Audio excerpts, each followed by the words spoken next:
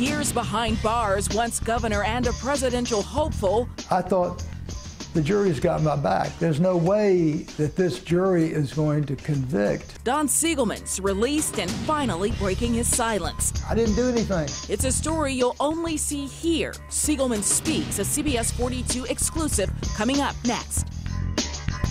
And tonight, former Alabama Governor Don Siegelman speaks only to CBS 42. Welcome in, I'm Jim Dunaway. As you saw there, CBS 42 News anchor Sherry Jackson is the first journalist in the nation to sit down for an interview with Don Siegelman since he was released from federal prison. He was convicted of taking a bribe from former Health South CEO Richard Scrushy. There is no way to briefly sum up what for many legal scholars and political analysts remains the peculiar prosecution of Don Siegelman. He never pocketed cash from Scrushy.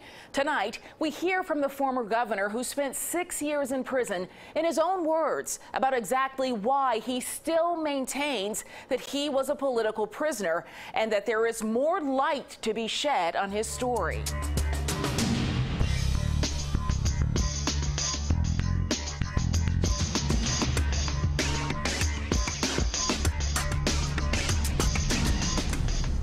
Don Siegelman is finally able to speak after being on house arrest since February 8th. That's when we last saw him, the day he left Oakdale Federal Corrections Institute in Louisiana, boarded a plane for Birmingham, touched down in the city on parole, and had not yet been granted permission to do interviews. He told me what he was thinking at the time. Well, I'm excited, I'm anxious, I don't know quite what to expect, and so, I'm greeted by an enthusiastic, small but enthusiastic crowd of friends and family at the airport. This time he gets to talk, and his first order of business was to say thanks. I've had wonderful phone calls and letters and words of support from so many people, and it's really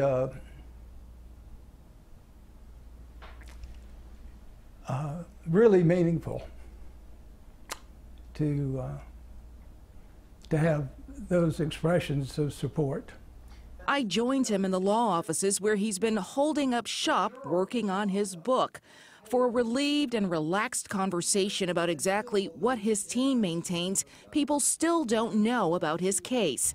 In a nutshell, Siegelman was prosecuted because of a $500,000 lottery campaign contribution from Health South founder Richard Scrushy, who received a seat on the Certificate of Need Board, for which he had been appointed twice previously by Republican governors. But that is not illegal, that's politics. Just as President Trump has named DeVos as the head of education, one of his largest contributors. And Obama did the same thing, George Bush did the same thing, and every governor and every mayor and every president has appointed campaign contributors to various posts. But you went to prison for that. Well, I went to prison because that's what the U.S. Attorney, Laura Canary, and her friends, her husband, Karl Rove, Bill Pryor, all wanted to happen. Retired AUSA Laura Canary is one of the people named in this Department of Justice letter. It was obtained by the Project on Government Oversight written to Congressman John Conyers in 2010.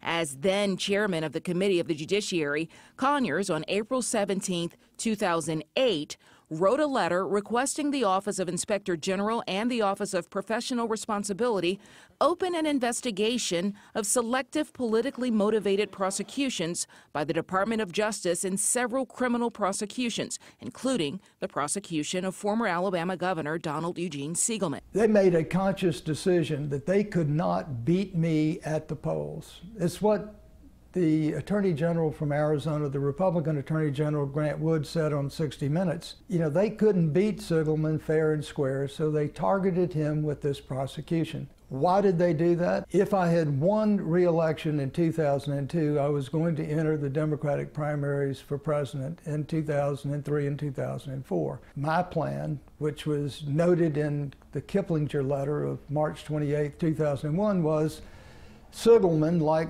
Clinton and Governor Jimmy Carter, can put this together for the Democratic Party.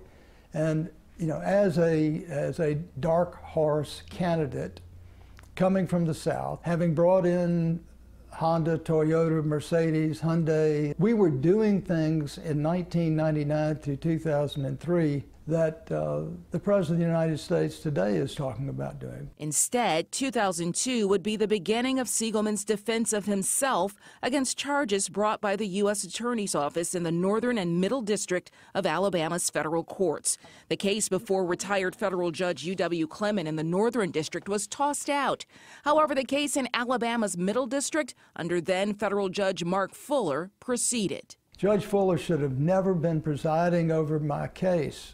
He should have recused himself, he should have disqualified himself, but instead he presided over the case, ruled against us at every turn, would not allow us to raise the issue of selective prosecution or political motivation, even though the U.S. Attorney's husband was my opponent's campaign manager.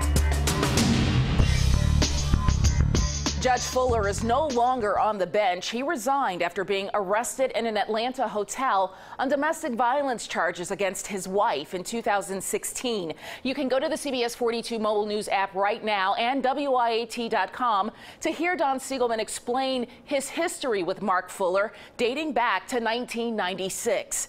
Coming up tonight on the CBS 42 News at 6 o'clock, Don Siegelman's reaction to the acquittal of the former Virginia governor who pocketed more than $170,000 from a political contributor.